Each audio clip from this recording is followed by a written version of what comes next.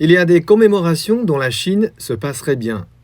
Chaque 13 décembre, des souvenirs atroces sont ravivés, des plaies de l'histoire que le temps n'a jamais refermées. Il y a 83 ans, après une bataille de 10 jours opposant troupes chinoises et envahisseurs japonais, ceux-ci entrent de force dans Nanjing. Pendant 6 longues semaines, les soldats de l'armée japonaise commettent des crimes effroyables. Des hommes sont enterrés vivants, des femmes et des enfants sont violés, leurs corps profanés. La vie des Chinois ne vaut rien pour les agresseurs japonais dont le cerveau est farci de propagande militaire. 300 000 civils et soldats désarmés chinois perdront la vie. Même si le massacre s'est officiellement arrêté en janvier 1938, les Japonais ont continué à commettre le même genre d'atrocités dans toute l'Asie du Sud-Est jusqu'à la fin de la Seconde Guerre mondiale.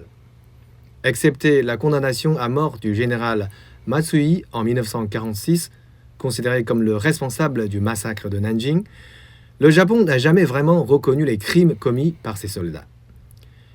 L'événement a d'abord été minimisé dans les années 70, avant d'être totalement passé sous silence et retiré des manuels d'histoire des élèves japonais dans les années 80.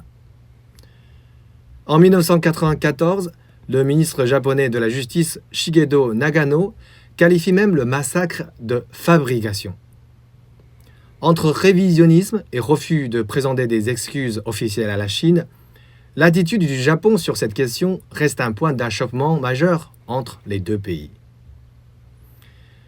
Le traumatisme infligé à la Chine ne l'a pas empêché de signer un trait d'amitié et de paix avec le Japon il y a 42 ans. À chaque cérémonie organisée au mémorial des victimes du massacre à Nanjing, c'est le mot « paix » qui est le plus prononcé. L'amitié entre les deux peuples est précieuse, mais l'histoire ne doit pas être oubliée pour que cela ne puisse jamais recommencer.